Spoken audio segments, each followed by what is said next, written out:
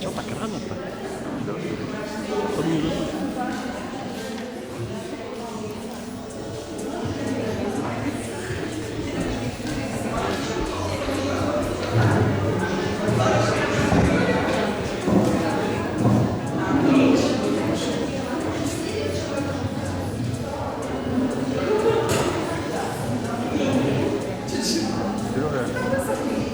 Такое место, короче.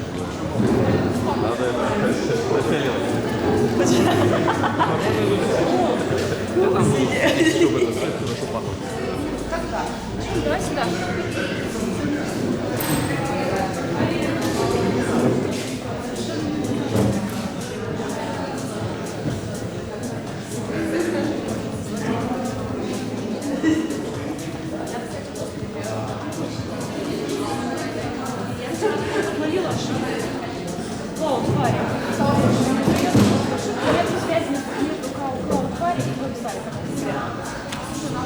А потом они перезагрузили, и потом выходит наша ошибка.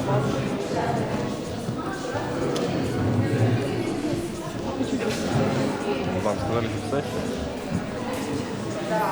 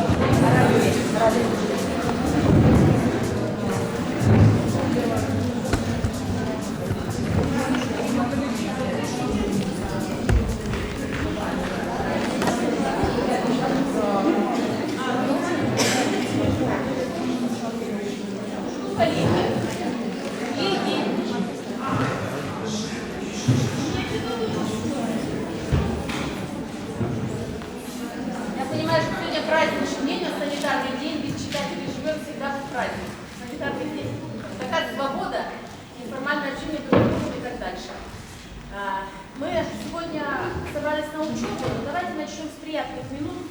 Скопилось несколько благодарственных обращений, что мы обязательно публично зачитали, грамоты. Более того, к Общероссийскому библиотеке Министерства культуры заказаны были грамоты для наших коллег, но они подготовлены, там у них свои проблемы, подготовлены только вот сейчас летом нам выдали. Поэтому позвольте мне по поручению Министерства культуры вручить нашим замечательным сотрудникам почетные грамоты. Вот один из замечательных, Шарипов Станислав Ярославович.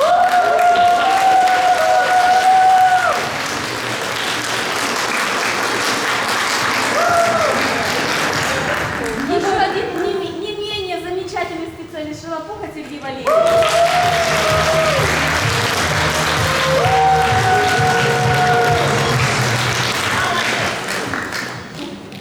Так, мужчины кончились, остались девушки. Остапу Ивану Николаевну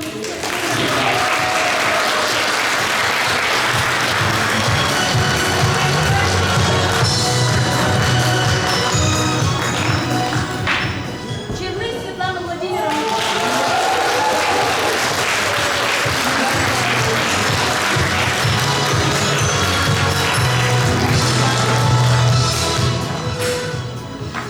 Ну, понятно, что ваши там маленькие процентики за то, что вы получили грамоты, в ваших списках и зарплате, они отразились. Если вы заметили, я знаю, что вы их мало замечаете, что. Но они были вовремя сделаны.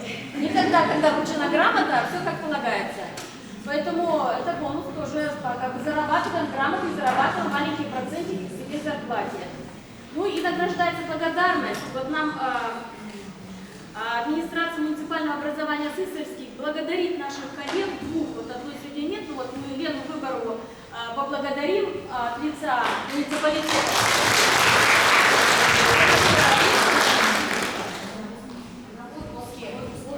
Она в отпуске, да? Ну тогда возьмите, я вроде бы как будто никто мне вчера не сказал, что Лена не была. Может, я исключила.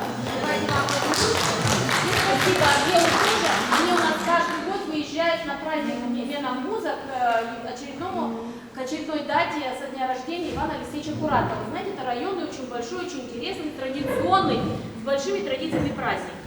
Нас благодарит благодарственными письмами, вот я рада, что они, это наш дворец пионеров и школьников, не поскупились, поэтому здесь много благодарностей, многие наши коллеги отмечены, поэтому я постараюсь вручить им. Наталья Николаевна Налимова.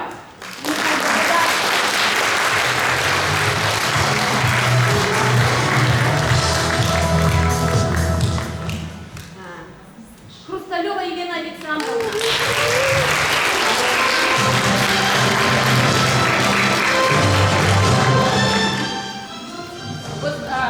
Почему не благодарят? Благодарят за то, что весь летний период у нас наши коллеги работают с детишками, учащимися и так дальше. И вот дети у нас охвачены нашим вниманием, библиотечным в том числе. И Липина Людмила Николаевна не только это благодарность не только от Дворца пионеров, но еще и от автономного учреждения дополнительного образования Республиканский центр детей и молодежи за то, что она приняла активное участие в мероприятиях, творчество, сборную деятельность, за организацию смены отдыха и оздоровление детей, творческие кварталы на базе филиала Тра-та-та Черноморская Зорька.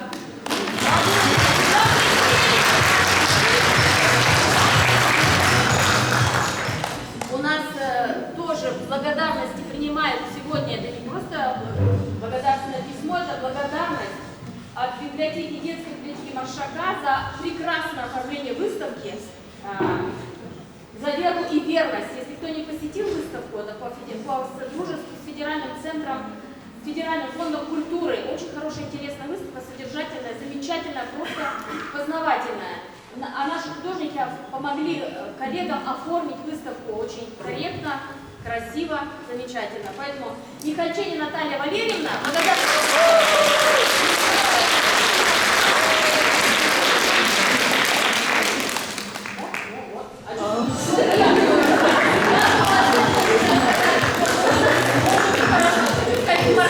почему они порвали?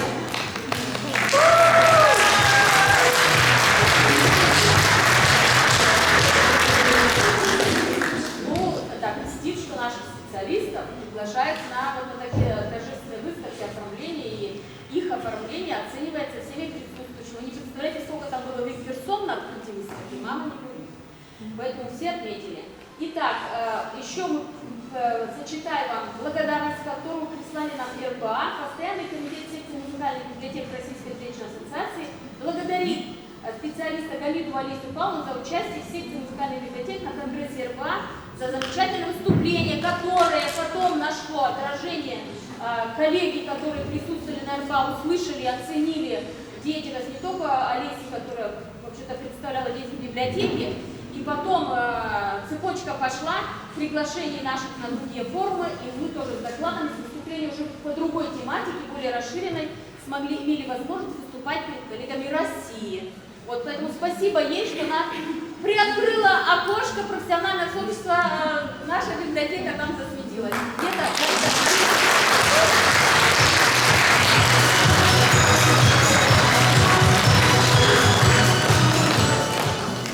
Ну и благодарность Панюковой Марине Валерьевне, Организационной конференции Российского межрегионального сетевого библиотечно-издательского фестиваля движения книжной маяки России выражает благодарность ей за активное участие в подготовке и проведении событийной коммуникационной программы «Читающий август» в 2023 году.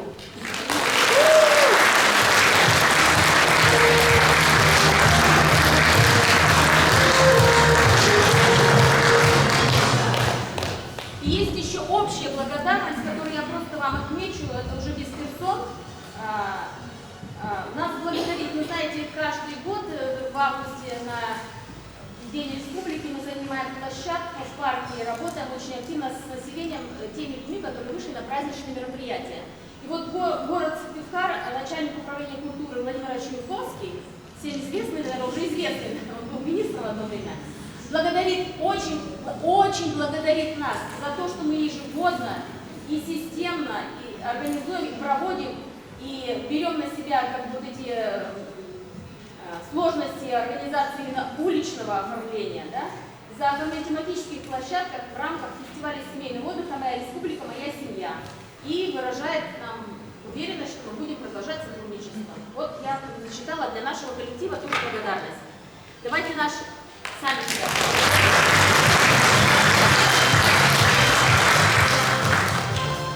Ну вот, я думаю, что автоматизаторов, которые получили грамоты, мы можем не задерживать, потому что сейчас дальше идет библиотечная тема Стаса и, если у вас нет особого желания, Сергея мы можем проводить. Как хотите. А пусть сидят, вы сидите, если хотите, они на работе. Хорошо. Так, я со своей стороны, например, сейчас очень довольна, что мы с вами разбавили приятными минутами, потому что тема достаточно сложная, особенно вторая таблица, тему, которую мы с вами сегодня начинаем, и она вынесена на непленарное заседание. Мне ее читать там сложно, потому что я не знаю, кто у нас работает меньше 3 лет в библиотеке. Поднимите руку. Ну, выше. Меньше 3 лет. Кто работает больше 3 лет? Или... Значит, я могу сказать, что для тех, кто работает больше, они уже эту тему когда-то раньше слышали, потому что я ее на многих курсах, на семинарах читала и так дальше, чтобы направить ваши профессиональные фокусы на то, чтобы как бы на правильные речи, чтобы вы понимали, где вы работаете, что это такое, куда вы попали, что это учреждение. Но для новеньких немножко сложноватая тема будет, и не ждите от меня, что я сейчас вам расскажу, что надо сделать сегодня, завтра, послезавтра и как надо сделать. Я вам рассказываю лишь ориентиры, чтобы вы могли ориентироваться. Это система координат специалистов, которые работают в Национальной библиотеке, научной публичной библиотеке. Начальная, как бы вот первая вводная часть по системе менеджмента качества у нас уже была пройдена. Мы занимались 20 числа, если вы помните, да? Там не все специалисты у нас присутствовали, а те, которые занимаются или руководят процессом планирования. Но сегодня в какой-то части мы продолжаем эту тему, и я буду на это акцентировать внимание, потому что она не зря вам вводная дана, она определяет все наши направления деятельности в дальнейшем. Что бы мы ни делали, мы все равно как-то должны двигаться с пониманием. Система менеджмента качества. Это система управления качеством, это система процессного подхода. Итак, в самом начале я вам зачитаю и зафиксируйте несколько правил, которые называются правила без... Какие правила без или формулы, без доказательств, аксиомы, да? Значит, вот мы записываем с вами правила, которые не требуют никакого отклонения. Это априори так, как это есть. Вот там принимаем. Во-первых, что такое библиотека? Почему я это говорю? Потому что вы делаете стратегии, и даже я замечаю, что 3 года меня здесь не было, я замечаю, что вы уклоняетесь то в одну, то в другую сторону, а на самом деле вы должны четко понять, библиотека – это государственный пункт проката книги, бесплатный пункт проката книги. Это книговыдача. Библиотека – это книговыдача всегда, потому что государство вкладывает мощные средства, каждый год миллионы средств идут на комплектование фондов. Это государственная поддержка бесплатного получения информации для населения. Ну сейчас тут не тоже говорить, для чего нужен информированный человек? Вам нам всем понятно, да, что мы были все осознанными членами нашего общества, социума. Для этого нужно не возможности каждого человека, а это государственная политика, которая определяет доступность информации для всех граждан, без ограничения. Поэтому книговыдача. И даже если у нас стоит госзадание не количество читателей книговыдачи, а посещение, мы все равно с вами понимаем, что за этим скрывается, что это посещение он должен посетить и уйти с книгой. Он должен прийти, узнать о книге, то есть вот должно быть движение государственных средств в виде наших книжных фондов. Они должны обращаться. Понимаете, да? Это книговыдача. Как вам не сказали. Поэтому, когда мне задают вопрос наверху, библиотека должна быть не конкурентом филармонии или театра, или еще чего-то. Она должна быть книговыдачей. Люди сверху говорят, библиотека должна быть за книгами и уходить с книгами. И вот это вот тоже происходящее иногда время от времени отклонения, они уводят на сторону. Я вам задаю систему координат. Мы книговыдача. И вся наша деятельность, вот много-много раз говорю, чтобы понимали, куда вы пришли. Вы пришли в пункт проката книг. Поэтому основная ваша деятельность именно такая. Вторая аксиома. У нас в библиотеке существует 4 категории, которые мы меняем. 4. Не путайте, даже как планировать будете и создавать новую услугу или совершенствовать старую услугу, то есть опять создавать новую услугу. У нас задействованы 4 категории. Первая категория, я вам напишу, потому что обращаюсь все время. Первая категория – это книжные фонды, о которых я сейчас говорила с вами. Книжные фонды. То есть запишите 4 категории. В библиотеке существует и изменяется 4 категории. Вторая категория – это специалисты библиотек. Третья категория – это технологии. Почему я так смело говорю про технологии? Вы помните, кто работал раньше? У нас основные какие были? Это нам дали. Незрячие. Так, это технологии. Я даже не упоминаю слово «новые технологии». Потому что на самом деле технологии были всегда. Вы помните, раньше у нас не было компьютеров, мы пользовались какими технологиями? Каталогами, поиском, каталожные карточки, да? Вот это все, это тоже технологии ручные, но ручной способ бумажной технологии, но они присутствовали. И четвертая категория, которая, ну, вам всем очень понятно, упрощенно, грубо говоря, это маттехбаза или среда, в которой происходит наше действие, наша жизнь, наша работа. Маттехбаза, ну напишите среда. Я вам напишу. Или среда, в которой происходит. Вот какую бы вы услугу ни делали, у вас, если при изменении любой из этих категорий, сразу образуется новая услуга. То есть, когда вы планируете проект, который вы хотите сделать, всегда проекты выходят на какой-то результат, на какую-то некую услугу, да, результат, да? Вы меняете одну или все вместе, это у вас революционное преобразование. Почему мы говорим стратегия революционных преобразований? Мы в нас занятии по менеджменту качества, мы сказали, у нас стратегия совершенствования. Значит, вы, как правило, достигаем улучшения качества нашей деятельности, нашей библиотеки за счет каких-то вот, либо технологий мы улучшаем, либо мы специалистов переобучаем, да? Даем им новые знания для того, чтобы они дали точку роста, новые услуги. Либо вы книжные фонды создаете соответствующие интегрированные информационные фонды, документные фонды. Понятно, вот я сейчас сказала вам? Ну про что сейчас? А зачем это? Да? Чтобы видно было. Чтобы видно было. А думаю, там тоже видно. Ну ладно. Значит, регулируйте, чтобы видно было. И таким образом, это у нас второе правило, которое вы должны запомнить. Даже когда вы делаете проект, вы должны понимать, что вы должны описать изменение какой-то категории. Изменение какой-то категории, и у вас получится новая услуга. Вы будете, это потом и дальше в процессном подходе поизучаем, как это все в виде процесса можно представить себе. Итак, третье правило или аксиома. В сфере библиотечной деятельности библиотека вторична. Вторична. Что это означает? Я понятно говорю? Вторична. Библиотека вторична.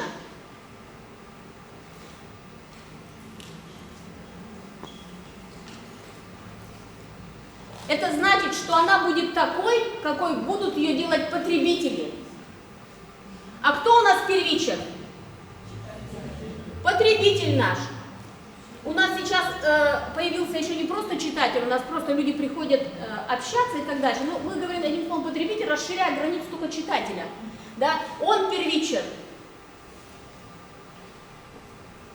Вот это тоже следующее правило, которое вы должны затвердить и абсолютно точно знать, что если вы создаете новую услугу или новый какой-то проект создаете, у вас должен быть интересом или результатом выгода того, кто вам кто-то должен заказать эту услугу, понимаете? Кто-то, потребитель. Это вы узнаете на основе каких-то мониторингов, изучений, опросов и так дальше. Всегда должна быть мотивация создания новой услуги. Мотивация. И когда вы узнаете, библиотека меняется или она создает ту услугу, которая от нее требуется.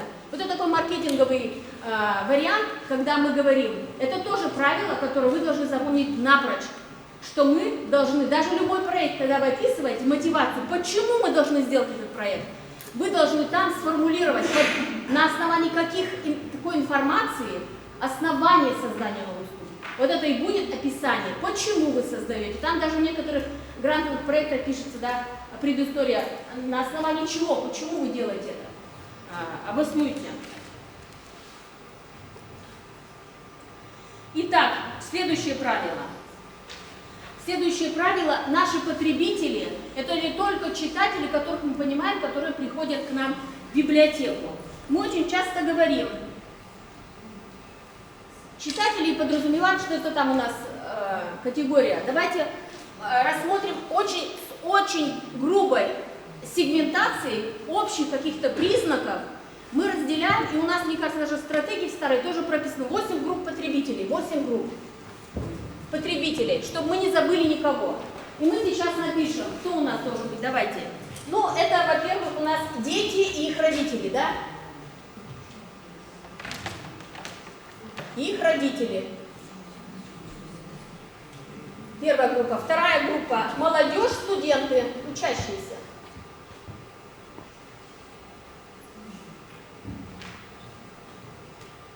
Третья группа у нас – педагоги, специалисты. Это по некоторым признакам занятости, да, по признакам, по каким-то определенным признакам. Так, общественные организации, общественники.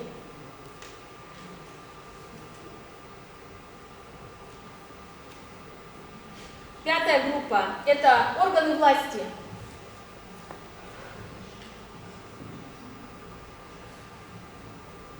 Граждане.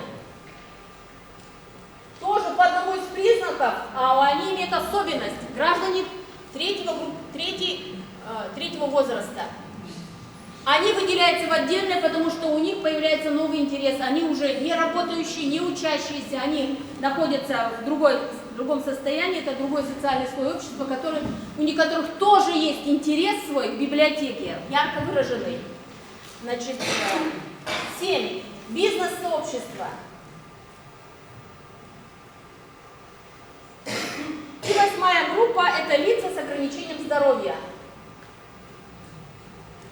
Мы сейчас завершаем работу над паспортом доступности. И вот это очень, на самом деле, очень серьезная финансово емкая ситуация, когда библиотека должна быть доступна лица с ограничениями здоровья. Ну, разного. Вот тоже, когда запишем примерно хотя бы вот это для себя, вот этот веер наших потенциальных потребителей, вы уже будете понимать, должны понимать, что не только на эту категорию детей, молодежи, студентов мы должны ориентироваться, но у нас еще другая, целая армия наших потребителей, которые ожидают нашего внимания. Дальше. Следующее, последнее правило, которое я хотела сказать. Меня коробит, когда я называю слово образование, и все начинают сразу реагировать, что это школы, училища, институты и так дальше. Запомните, что библиотека, и запишите, библиотека – это площадка образования на протяжении всей жизни человека, образования. И когда мы сейчас даже стало уже употреблять слово, у вас должно быть обязанность образования. И он думает, что он занимается образованием только школьника или учащегося, или педагога. Да? Образование молодежи, учащихся. Это проект образования учащихся. А есть еще образование. Образование есть учащихся. Это если библиотеку рассчитывать, в целом библиотека – центр образования. Учащихся, работающих,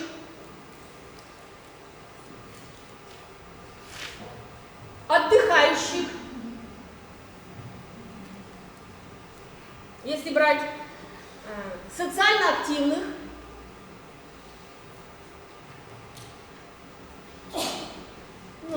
и так дальше. Вот это тоже центр образования на протяжении всей жизни, потому что здесь он, понятно, образование получает. Если считать, что мы взяли за основу библиотеку, нашу стратегию, она знаниевая, мы пишем, что мы не отказываемся от этой умной библиотеки в обществе знаний. Значит, наша деятельность – это дать новую информацию или новые знания. Значит, она закладывается новое знание, новое образование, которое во время учебы. Когда он работает, какие знания он может получать и должен получать? Для адаптации своей профессии, то, что он диплом получил, он уже на рабочем месте. Или он переквалификацию получает на другую специальность, и он повышает свою квалификацию и так дальше. То есть его потребность работающих тоже образование, но определенный период времени ограниченный какими-то определенными обстоятельствами. Отдыхающих, пенсионеры у нас сколько программ получают? Финансовой грамотности, юридической грамотности, всякой разной другой грамотности. И они обязательно тоже повышают, потому что они адаптируются в новый социум. Меняется время, меняется мир, им надо адаптировать к этим обстоятельствам, и они получают новые знания. Но отдыхающие, это слабо написано, не могу написать пенсионеры. Поэтому люди, которые не заняты в производстве, но которые имеют свободное время и которые все время вынуждены все время тоже заниматься образованием. И социально активные люди, которые тоже осваивают природоохранную деятельность, защиту животных и так дальше. И они тоже, почему есть еще и люди социально активные вступают в партии, у них политическая самостоятельно активная позиция, они тоже получают информацию и не нуждаются. То есть библиотека – это в принципе площадка, поле, пул образовательный. И поэтому, когда мы говорим, чем вы занимаетесь, вы не говорите, что я центр образования, у меня проект, я веду проект образования учащихся, но вы всегда, все занимаются образованием, все специалисты любого отдела, все, от заведующей до библиотекаря второй категории, они все занимаются образованием. Поэтому, когда вам говорят, вам нужно отчитаться на планерке, что сделано по центру образования, по проекту образования, вы не вздрагиваете и не ищете, кто там должен отчитаться. Вы выстраиваете систему, которая существует для разных потребителей, с оценкой их потребностей в данный момент, в данное время, к какой категории они относятся, какая у них потребность и что делает библиотека в плане проекта образования. Это может быть даже целая концепция или целая стратегия, отдел как проект, как центр образования. И когда вы учитываете все свои категории, и вы развиваетесь в этом направлении, вы находите своих потребителей, вы активно с ними работаете, привлекаете.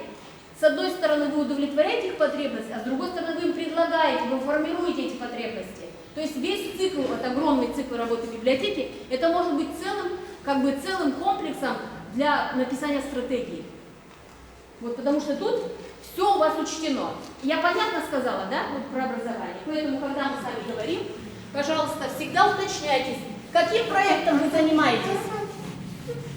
И вы занимаетесь проектом не только потому, что вам писали должностные обязанности, а потому что у вас есть мотивация, для кого вы это делаете. И вы должны опираться и объясняться, почему вы этим занимаетесь, что вы делаете, почему вы именно это делаете, и почему вы это делаете, именно это делаете с тем потребителем, и для кого вы это осуществляете. Это мы записали, очень долго записывали, вы с вами, я не успею, наверное, очень долго записывали основные правила. Теперь, собственно, система координат. Мы находимся в библиотеке. Мне очень важно, на самом деле, чтобы вы листок вытянули в альбомный лист и записали все, что я говорю, хотя бы в виде таблички, это шпаргалки, все шпаргалки. Я вам потом закончится учеба, я вам напишу код, где это находится, но сейчас мы занимаемся, мне важно, чтобы вы расположили вот так в виде длины и начали фиксировать то, что относится к каждой из категорий. Вот библиотека, деятельность библиотеки, да, возьмем. Деятельность библиотеки. У нас таблица или схема деятельности библиотеки. Мы рассмотрим ее с разных точек зрения. Когда библиотека осуществляет свою деятельность, чем руководствуется, какими документами? Во-первых, законодательством, да? Государство создает, есть закон о библиотечном деле. Первое — законодательство. Оно руководствуется, когда библиотека открывается или когда библиотека начинает работать. И второе, чем оно руководствуется? Уставом учреждения. Это закон у библиотеки, у каждого конкретного учреждения. Закон о деятельности — это устав. Да? Устав. Вот наша библиотека в уставе записана, и как она в миссии преподносится: библиотека публичная, общедоступная, научная, с хранилищем, мемориальным хранилищем печатного национального наследия. Вот у нас в стратегии зафиксировано. Мы руководствуемся этим. Дальше. Это у нас все. Государство нам предписывает, чем заняться. Это услуги по основной деятельности, да, нет? По основной деятельности. Дальше у нас идет у нас к основным деятельностью относится очень небольшой репертуар. Это услуги по дополнительной деятельности. Это сервисные, дополнительные, платные услуги, которые мы осуществляем. Но мы тоже не уходим от основной деятельности, потому что они осуществляются в рамках разрешенной нам деятельности, в рамках предписанных нам полномочий государства, закона.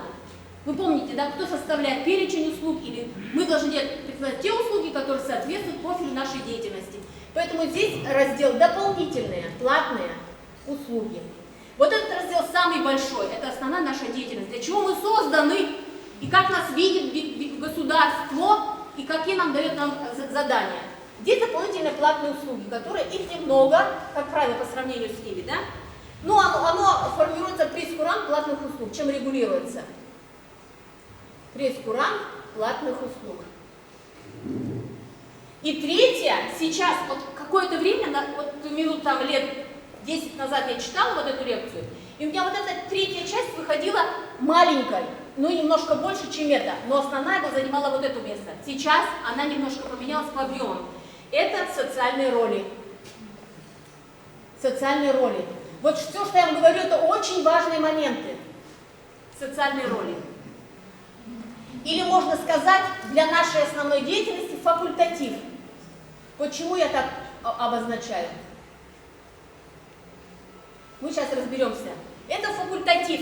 Факультатив это что? Сразу ассоциация. Добровольность. Правильно? Или нет? Факультатив. Это не то, что нам... Это обязаны мы делать. Это государственное задание. Вот здесь у нас сидят все госзадания. Оно выражается госзадание. Раньше это было читать или книговыдача, сейчас посещение. Но не важно. Какие функции мы выполняем здесь, когда выполняем госзадание? Что предписано законодательством? Помните, нет, 3 функции. Информационная, просветительская и культурная. Вот 3 функции предписаны предписывает нам выполнять государство через свое законодательство и закон о публичном деле. 3 функции.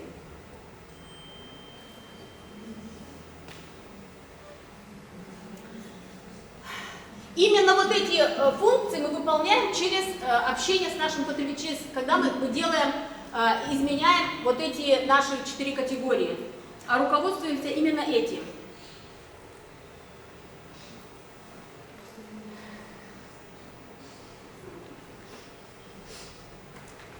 Дальше, пойдем дальше. Вот здесь, что мы делаем? Мы здесь эти функции, здесь мы что, удовлетворяем потребности, да? Удовлетворяем, платные услуги, их должны покупать. Удовлетворяем покупателя, да, услуг.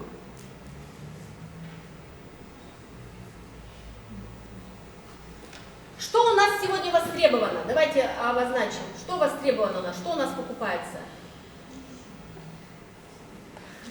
Если здесь мы выполняем вот эти функции, то здесь что у нас востребовано? У нас востребовано впечатление, правильно? Впечатление. Мы делаем сценарий, мы там готовимся так тщательно, мы продаем услугу, она должна соответствовать качеству, да? Эмоции.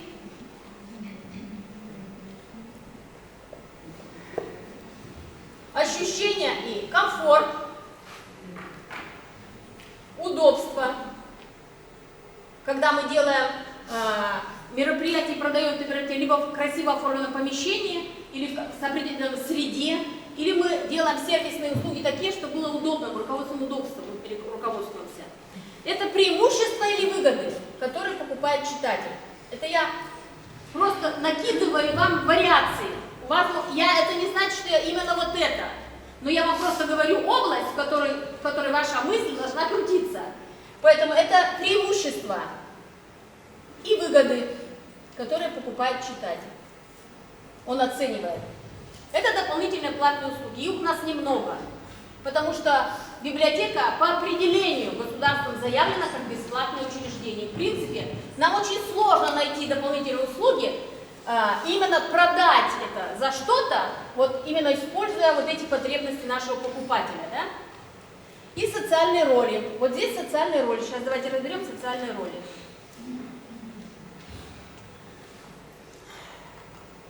Вот я написала факультатив. Особенности социальных ролей – это то, что они обращены к человеческим ценностям. Вот если мы здесь говорим, вот здесь основное, что мы должны руководствоваться, это мы должны выполнять наши функции информационную, информационно-культурную, просветительскую. Вот здесь мы руководствуемся,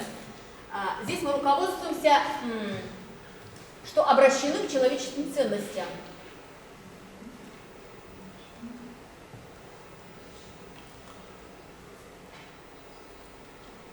Причем эти ценности должны быть на уровне сохранения нации в целом. Это язык, наша история, трезвый образ жизни, да, это будущее поколение, это здоровое будущее поколение и так дальше. Вот эти темы. Это выживание нации, нравственные идеалы и общественное сознание. Я перечислять не буду, потому что шпаргалка находится. Но мы обращены к человеческим ценностям. Вот эти социальные роли, которые мы выполняем. Если здесь заказ государства, то здесь чей заказ? Заказ общества, правильно. Это заказ общества. Следующие особенности вот, социальных ролей в библиотеке. Они сохраняют традиции библиотек.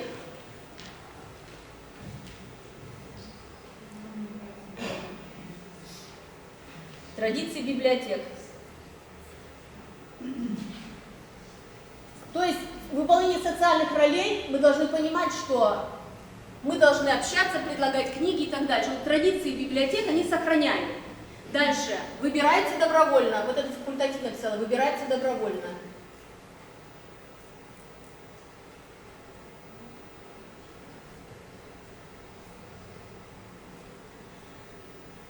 А именно обозначить факультатив социальную роль библиотека выполняет добровольно. Потому что не каждую социальную роль любая библиотека может выполнить. У нее есть свой устав.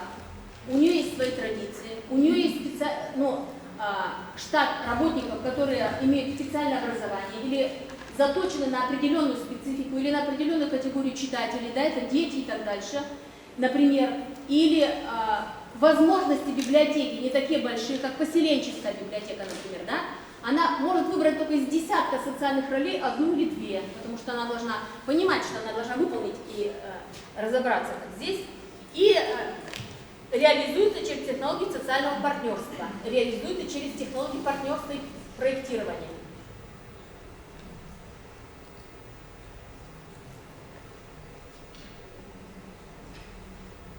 Через технологии социального партнерства.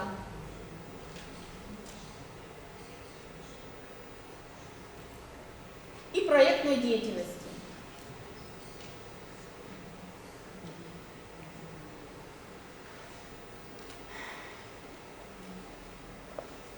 Вот здесь, когда мы говорим социальное партнерство, да, какие у нас присутствуют категории?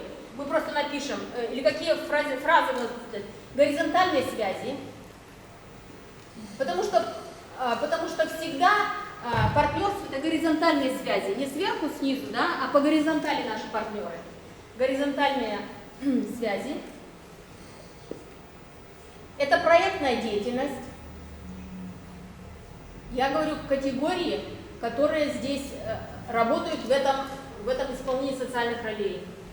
Это спонсоры-меценаты.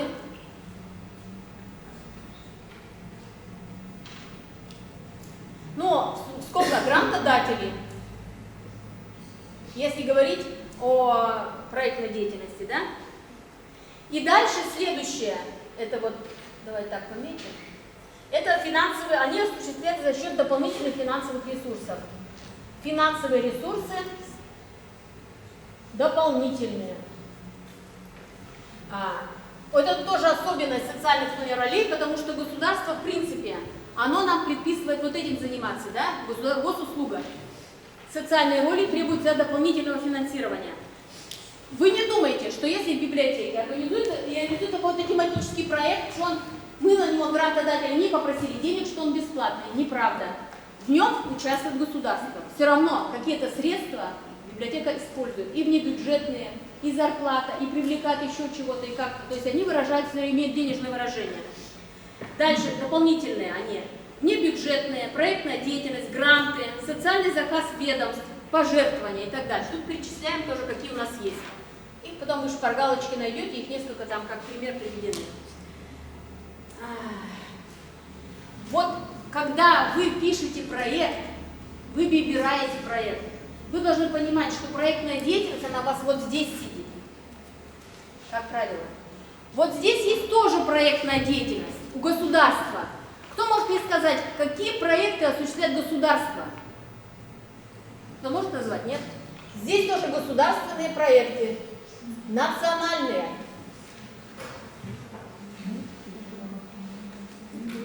Государство тоже бывает дополнительно финансирует и открывает некие программы. Какой национальный проект у нас идет сейчас? У нас вообще есть здоровье, да? Федеральный проект культура, национальная культура. Что в результате организуется? Если мы здесь выполняем социальные роли, то государство нам что делает? Оно на самом деле вот через этот проект государственный, через этот проект национальный создает новые учреждения, модельные библиотеки, да? То есть их масштаб, их направленность этих проектов федеральных, это создает целые учреждения, это государственный подход. Учреждения создаются со всеми штатами, там, материально-технической базой, технологиями и средой. Вот модельные библиотеки проект. Это проект государства. Он есть, это тоже проектирование, но это уже идет не по выбору нашему добровольному, это государственная политика. Мы участвуем в нем, конкурс на конкурсной основе, и создаем библиотеки или учреждения нового типа.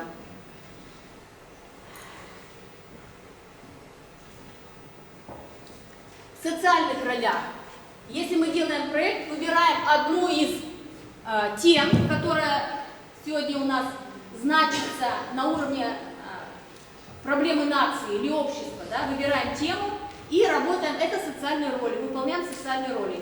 Вот понятно, это система координат, в которой вы присутствуете, когда вы делаете каждый день работу по госзаданию, вы присутствуете здесь. Когда вы выполняете какой-то проект, вы думаете, да, что мы вот в этом пространстве находимся, социальной роли библиотеки, и со всеми полагающимися признаками этой деятельности, что за проектную деятельность отвечает именно выполнение социальных ролей. И поэтому мы выбираем в проектной деятельности не то, что мы делаем с вами каждый на работе, а именно выбираем социально значимые темы. Да? Поэтому грантодателю важно всегда, какие темы мы выбираем.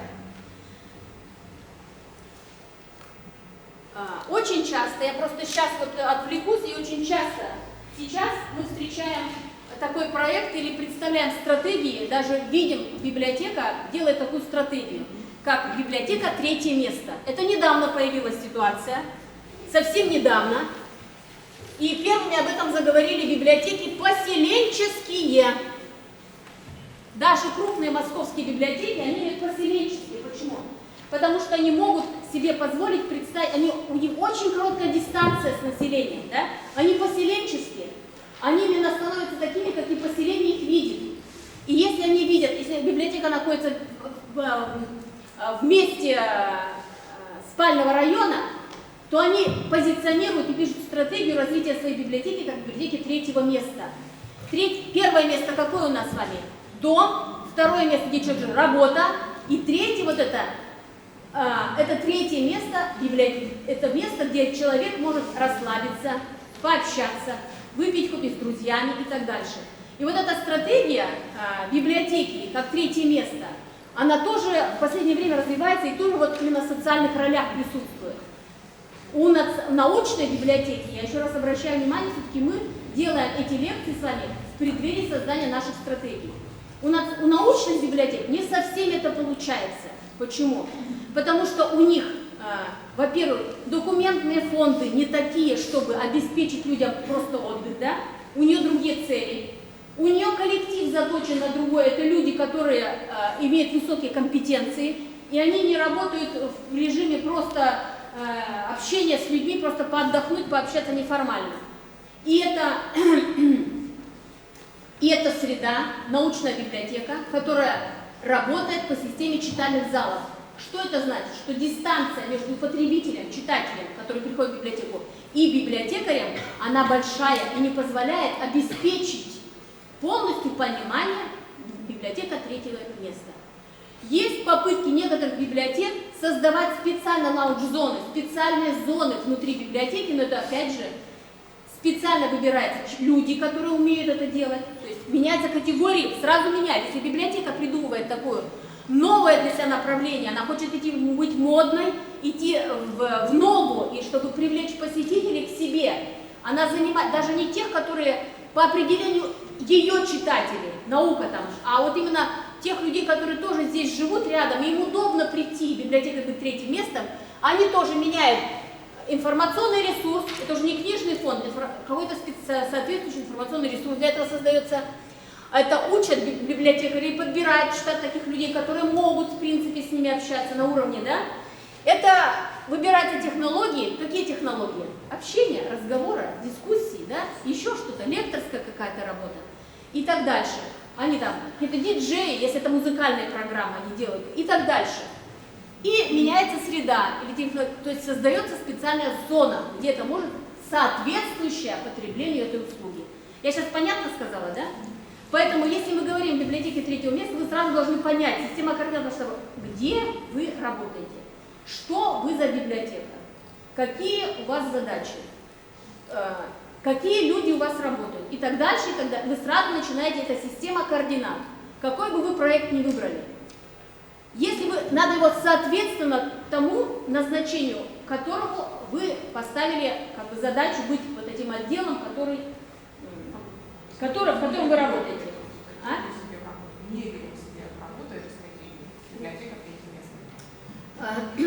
Я вам говорю, что, наверное, можно было бы и в нашей библиотеке какой-то, если специальная структура была бы создана. Я просто вам систему координат рассказываю, почему в крупных библиотеках это делается. Вот у нас, наверное, не получится, потому что у нас нет помещений даже для этого. У нас нет людей, которые занимаются развлечением людей и так дальше. Какие-то элементы у нас тоже есть, мы как привлекаем за счет чего-то. И вот в рамках библиотеки третьего места очень часто мы находим такое словосочетание, или как библиотеку видят, какой она должна быть. Это, собственно, интегрированный такой комплекс услуг, который... Вот я просто набор, сейчас прочитаю фразы. Книга, кофе, фильм, беседа, рассказчики.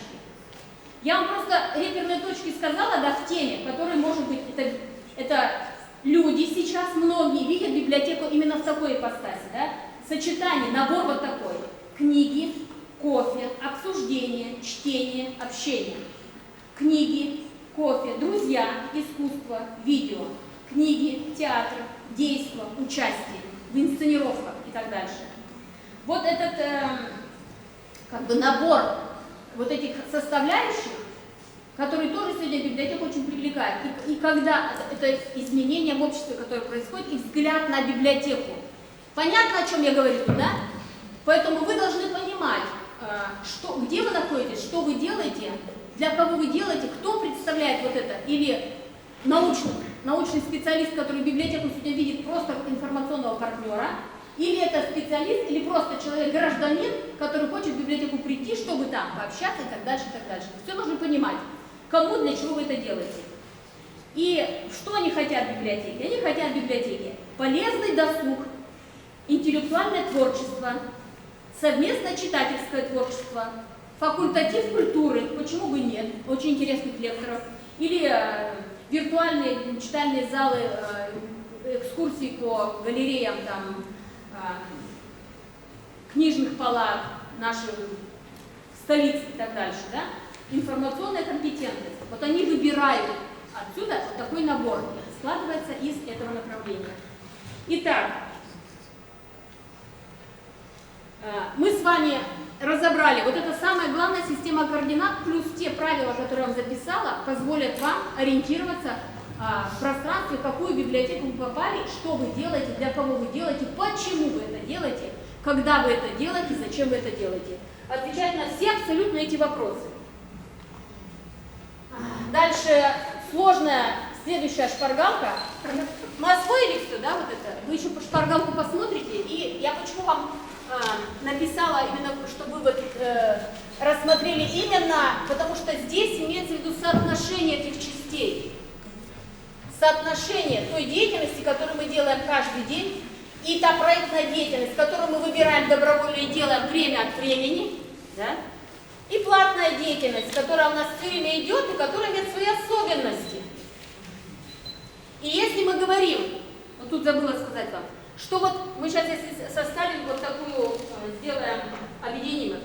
Вот эти две штуки определяют нам, когда потребность читателя первична. Потребитель, он у нас заказывает все, что здесь. Потребитель, господин здесь. А когда выполняются социальные роли, как вы думаете? Когда выполняются социальные роли, что вот здесь присутствует? Нам важно, что он думает. Например, если когда мы делаем большой очень проект по здоровому образу жизни, или мы делаем по патриотизму, не совсем. Когда выполняем социальные роли, мы здесь формируем потребности. Библиотека здесь первична. Библиотека здесь первична. Потому что она выполняет социальный заказ общества. Понятно? Нам даже теперь не важно, что он об этом думает, хочет, не хочет. Мы должны идти туда, мы должны сформировать, мы должны уметь доказать, убедить его, да, перекрестить его, переделать каким-то образом, но сделать его достойным членом общества. То есть наша задача с вами пойти вопреки его каким-то отклоняющимся поведениям, да? Например, если о поведении говорим, и так дальше. Вот этот очень важный момент тоже. И когда вы пишете основную мотивацию написания проектов, от чего вы отталкиваетесь? Основная мотивация здесь – это социальная потребность. Именно почему мы это делаем? Потому что вот эта необходимость, она созрела в данную минуту, в данное время, в данном пространстве. А здесь мы делаем, основная мотивация какая? Мы ориентируемся на противоречие между тем, что хочет читатель, потребитель, и то, что мы умеем. И наша задача здесь – совершенствовать наши услуги. Да? И вот эта мотивация совершенствования или делания, или улучшения качества, это противоречие между этими двумя вещами, что мы делаем и что он хочет Именно все время потребитель все время будет демонстрировать растущие свои потребности. Какую бы вы новую услугу сегодня не предложили, он ей воспользуется, он к ней привыкнет. И завтра он уже будет видеть, а вот где-то там еще лучше, еще больше, да, и он уже, у него будет расти потребность, и вы опять на этом стыке вы опять будете делать новую услугу, то есть менять какую-то из этих категорий, которая будет обеспечить вам создание новой услуги. Я понятно вот вам категории рассказала, да? Вот эти, запомните эти вещи. Дальше, если мы посмотрим на деятельность библиотеки, давайте мы представим, вот мы менеджмент качества с вами проходили, поэтому представим всю деятельность библиотеки в виде процесса. Но не процесса вообще, а давайте остановимся на годичном цикле. Вот год работы учреждения, что мы на самом деле? Год не значит с 1 января по 1 декабря. Год, я имею в виду календарный промежуток, 12 месяцев в определенное время, да? И если мы представим нашу деятельность в виде таблички,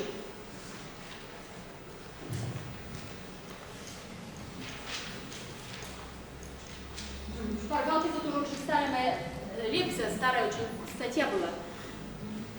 Давайте представим, разделим на две части эти 12 месяцев и напишем, что это схема такая. Это процесс создания новой услуги. Вот это процесс создания новой услуги. Новые услуги. Ну, мы только сейчас все говорили, какой, да, любая даже измененная категория, она принесет вам новую услугу. А здесь продвижение новой услуги. Процесс продвижения. Я не зря говорю процесс, потому что это как бы требование менеджмента качества. Процесс продвижения услуги.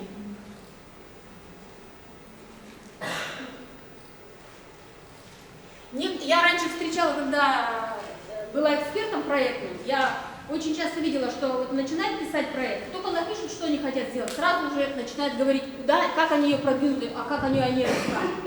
На самом деле у этого процесса есть несколько фаз, да, и некоторый период. Первая очень важная, и она находится где-то на границе до этих 12 месяцев, например, в декабре, накануне января. Понятно, да? То есть нулевой цикл. Что у нас здесь находится? Это изучение потребностей. Потребностей наших потребителей, читателей и еще не читателей, которые еще не читатели, потенциально. И здесь же находится анализ услуг. А что вы делаете? Вы не можете так, например, он сказал, вот я хочу такую услугу, вы должны обязательно посмотреть, а что у нас есть из этих услуг, которые он хочет, да? Анализ услуг библиотеки.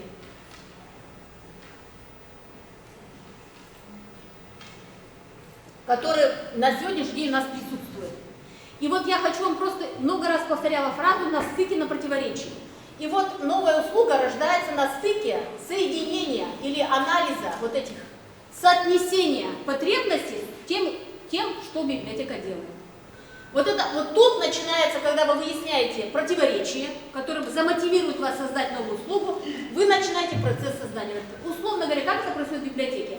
В декабре, например, мы мыслим так категориями, это может быть в июне, и год ваш продлится до следующего июня, понятно, да?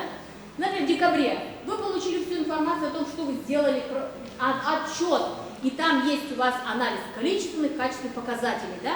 Читатели, обращения, информация мониторинга сложилась, у вас целая масса информации о том, как вы сработали. И вот именно изучение, как ответил читатель вам, или что он хочет к этому моменту, вы уже помониторили, да? Как он относится к вашей деятельности. И того, как вы что вы смогли в этом, увидели противоречие это, и начинается процесс с января, вы планируете, что вы сделаете. План, это по сути, план работы, это по сути создание целого комплекса услуг, которые замотивированы противоречием между услугами, которые вы вчера делали, и тем потребностями читателей, которые возросли за этот период. Именно на этом стыке вы создаете, начался процесс создания новой услуги. Вот здесь есть такая табличка, вот вы тоже ее увидите. Из чего мы сейчас рассматриваем годичную деятельность отдела, библиотеки, неважно чего. в виде каких-то действий. И вот здесь вот здесь, собственно, процесс создания услуги. Что вы делаете здесь? Что вы планируете здесь сделать? Вот я пишу. Ну-ка, скажите мне. Что должны вы сделать в действиях? Вы должны сделать, что у нас новое создается, только если вы меняете что-то из этих 4 категорий. Но другого нет у нас. Вот эти 4 категории. Вы начинаете планировать, как вы измените информационный ресурс. Книги написала, да, господи, сейчас все будут говорить книги. Информационные ресурсы, они сейчас интегрированы. Мы сейчас даже не говорим, что мы обеспечиваем книжным фондом. Мы информационным ресурсом должны обеспечивать, интегрированные, которые есть в сетях в том числе, да? Вы что-то начинаете менять, поэтому вы тут планируете, как вы измените ресурс, как вы его сделаете, что вы сделаете со специалистами для создания новой услуги, это план ваш работы. Третье, как вы поменяете технологии, какие вы будете использовать. И четвертое, вы будете писать, как измените среду. Среду, то есть, что вы, какие выставки, как вы преобразуете пространство, как вы его оборудуете, да? Что вы прикупите из техники там, или мебели и так дальше. То есть вы создаете определенную среду. И вот эта вот категория, 4 библиотечные категории. Библиотечные категории.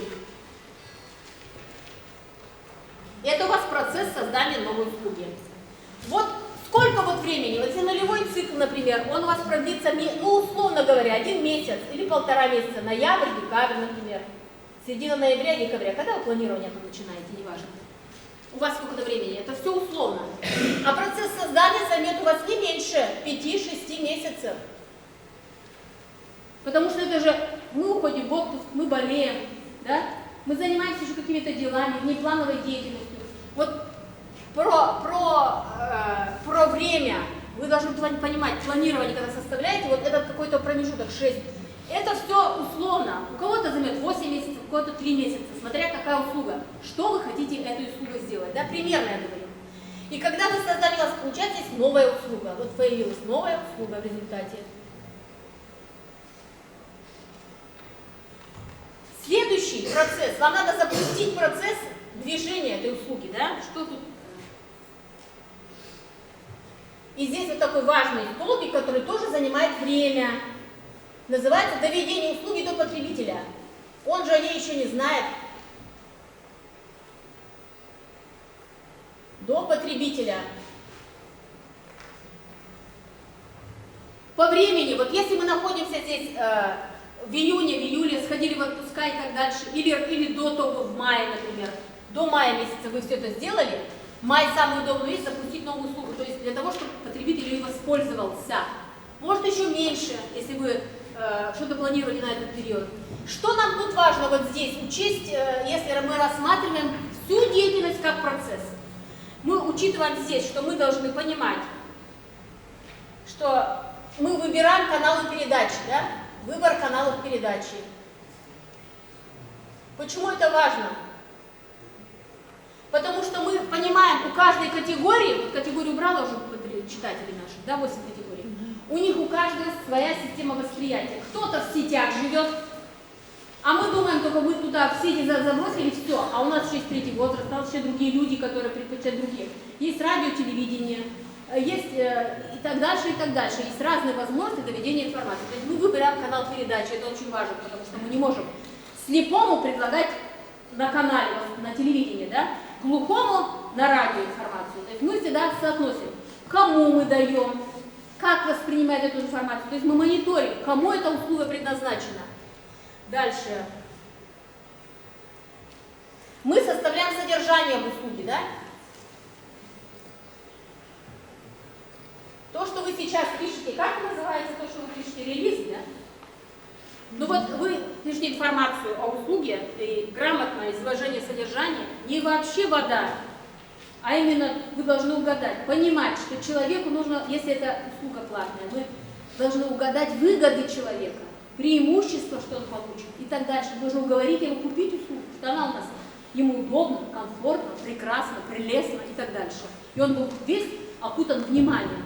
То есть вы должны в содержании суть уловить ваши услуги. Уточнение адресата. Вот это как раз слепые, глухие и так далее. Уточнение адресата.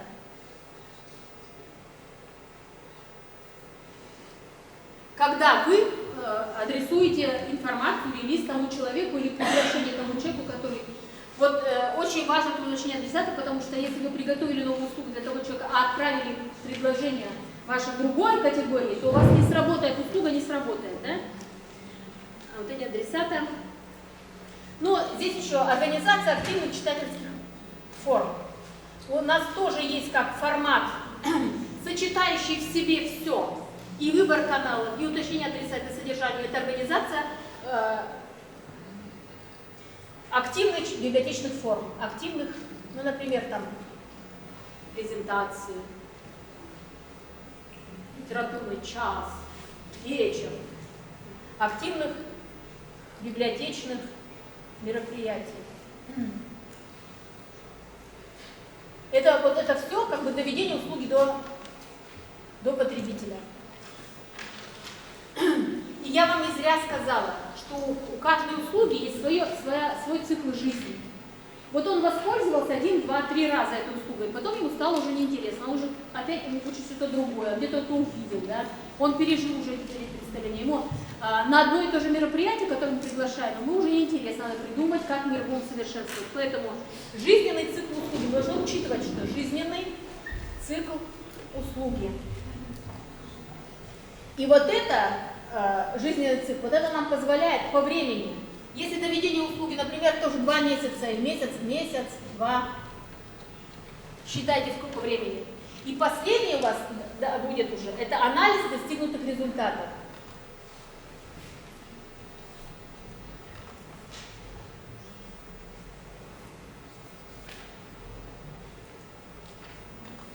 Анализ достигнутых результатов.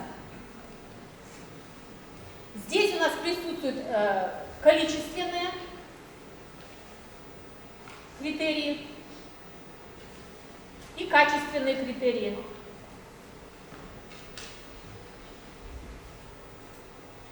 Мы когда будем с вами заниматься по теме проектирования, есть такая шпаргалка, которая разворачивает тему количественных критериев какие и качественные критерии какие. Там такая шпаргалка, по которому на основании которых вы тоже можете воспользоваться, как оценить вашу услугу. Я сейчас не останавливаюсь, там очень мало времени. Это качество цели и качество исполнения. Если мы здесь пишем качество цели, мы на что-то нацеливаемся, да, здесь. Видели вот эту цель, новую услугу. То здесь мы оцениваем качество результата. Вот здесь.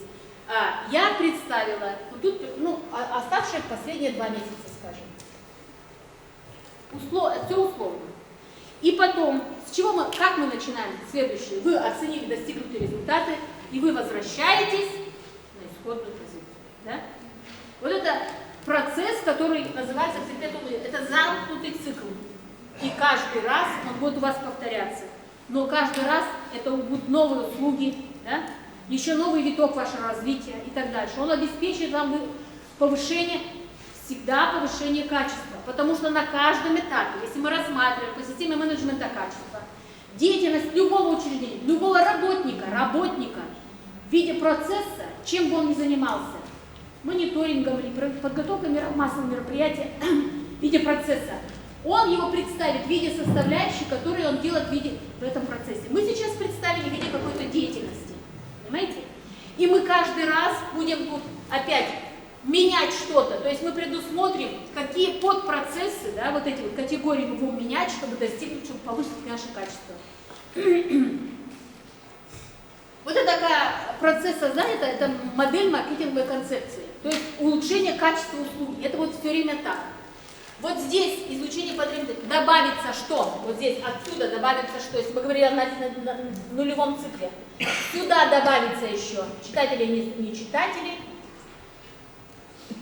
Здесь вы еще будете учитывать, а почему у вас жизненный цикл услуги кончился, откуда читатель узнал, что есть лучше. Это будет еще изучение инновационного опыта других библиотек. Инноватики. Вот у нас тоже скоро будет лекция, следующий санитарный день по инновациям библиотечным. Понимаете, вы что учитываете вот здесь? Это как бы внешняя среда. Вы начинаете изучать другие продвинутые библиотеки или другой инновационный опыт. Вы туда присоединяетесь, тянете к тому, что здесь анализ услуг библиотеки. И делаете еще здесь, сверяете вашим уже качеством улучшания, насколько оно соответствует ГОСТам, ГОСТы, да? Насколько соответствуют образцы и так дальше. То есть у вас ориентир, вы же на что-то ориентироваться должны, да, относительно чего, такой качественный критерий. Поэтому вот эта формула движения, она представляет планирование, поэтому грамотно планируйте, что вы собираетесь делать. План работы – это программа совершенствования вашей деятельности. Совершенствование. Деятельность у нас заключается в совершенствовании 4 категорий. Это информационные ресурсы, это наши кадры, люди, потому что самое выгодное вложение сегодня для развития инноваций – это люди, это знания. Мы живем в век знаний. Это общество знаний. Поэтому все технологии будут рассчитаны, и развитие нашего благосостояния будет расти на основе совершенствования, на основе людей, их идей, новых идей, интеллектуальных возможностей, мозгов. Да?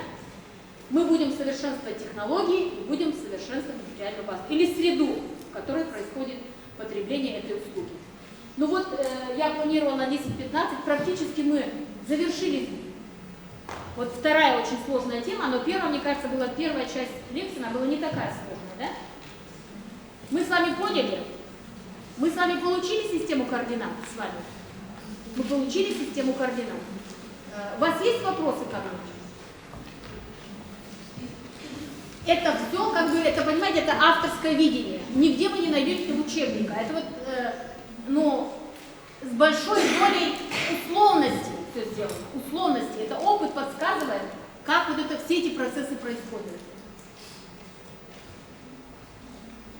Ну и система менеджмента качества плюс. Ну вы общаетесь, задавайте вопрос. Есть? Понятно нам все или нет? Такое?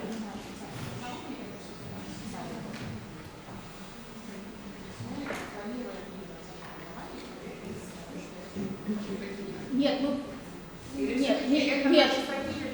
Это государство, это наша библиотечная стратегия. Мы выбираем. Мы через разные форматы, через государственные программы госзаданий и через социальные роли. Мы стратегию выстраиваем. Быть библиотекой, площадкой образования на всех. На этом у нас же знания. В обществе знания мы учитывать должны все знания и потребности всех категорий, которые к нам приходят. Мы концепт, в принципе, стратегию знаний априори. И государственная тоже, государственные услуги тоже. И государственная, и социальная. Мы же там делаем третий возраст. Государство нам не говорит, занимайтесь просвещением населения, чтобы они знали, как зайти за угол. Мы это выбираем, мы понимаем, что здесь, но это новая информация, новые знания. Она через разные форматы. Если мы стратегию написали, мы и тем, но выбираем добровольно. Вот вторую роль выбираем добровольно. А там, где у нас лекции идут и так дальше, там, где мы учитываем, какой документный фонд мы там формируем специально для него, какие мы компетенции получаем у государственных служащих, как мы меняем учреждения. Это все как бы уже образование, в принципе, понимание нашего учреждения в комплексе, в интегрированном состоянии и то, и то, и то. Единственное, что мы не можем, это третье место, мы не можем предоставить. Очень хочется быть такой, как, например, детская библиотека, но у них все вот на то, чтобы дети чувствовали себя продолжение дома, продолжение чего-то, это максимально привлекательность. Или другая поселковая библиотека, модельные сельские библиотеки, я вообще страшно им завидую, потому что они сегодня могут любой быть, какой выбирают жители. И никто это не может оспорить, никакой главарь. Потому что глава – это выразитель интересов местного сообщества. И он всегда будет за ту библиотеку, которую выбирает местное население. Нам понятно? Но у нас есть некие свои типологические функции. Мы национальная библиотека, мы библиотека научная. Это типологические функции, значит, там все мы должны хранить, это мы должны специалистов обеспечивать, мы должны обеспечить долгосрочный спрос на редко спрашиваемую литературу, хранить система хранения. Мы должны тра-та-та, тра-та-та и тра-та-та. вспомогательные научно-вспомогательную библиографию сдавать. То есть это функции, которые мы еще должны выполнять. Нас это обязует. Поэтому мы вот, как бы мы ни стремились быть, но очень пушистой для населения, мы все равно вот, в определенных границах пушистые. Пушистые, но не очень.